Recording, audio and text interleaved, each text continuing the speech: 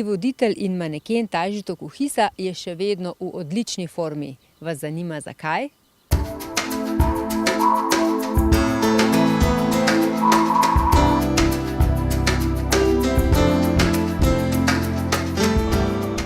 Taži, živjo. Živjo. Šport je še zmeraj del tvojega življenja, ne? Vedno je bil in tudi upam, da vedno bo. Kaj zdaj vse delaš?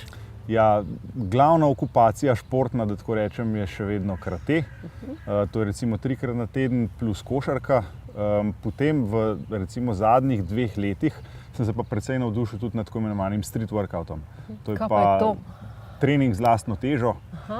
Zadeva izvira v bistvu iz vzhodnega bloka, kjer jasno ni bilo denarja za fitnese. In so fantje in punce začeli trenirati zunaj na prostem na tako imenovani štangi. Tako da je izredno učinkovit trening, kjer deluje komplet celo telo in lahko dosežeš vrhunske rezultate, če začneš mogoče malo mlajši. In fantje delajo res take prvine, kot recimo v gimnastiki. Tako da je enemu navadnemu smrtniku to praktično nedosegljiv in nepredstavljiv. Ampak s treningom se da vse narediti. Pri majčkeno starejših, ker ni važno, koliko si star, lahko vedno delaš, sam prepričati se moraš tukaj gor. Če bi jaz začela? Midva bova začela, tako da ne če.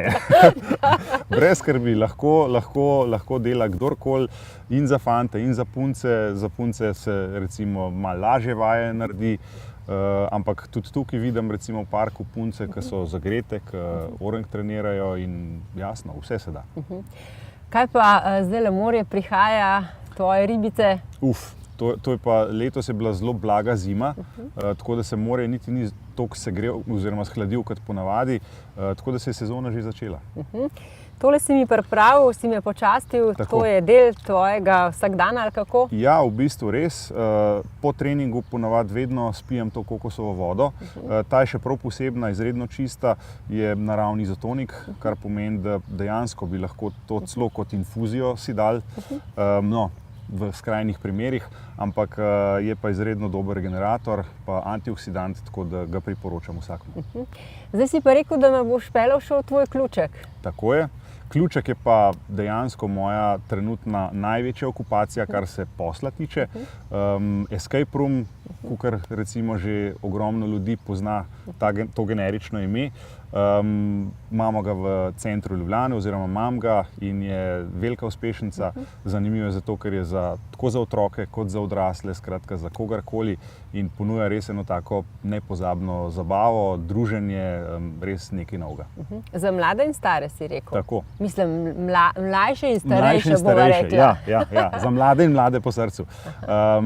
Za otroke smo to prilagodili v bistvu, ker smo videli, ko so prihajali v spremstvu staršev, kako uživajo in kako neobremenjene glave imajo in smo rekli, dajmo narediti še otroško verzijo, tako da obe sobi, ki jih imamo, sta prilagojeni tako otrokom kot tudi odraslim. Tako da otroci lahko sami pridejo, tam nekje od starosti 8 do 12 let, imajo posebno otroško verzijo in delajo kašus in uživajo.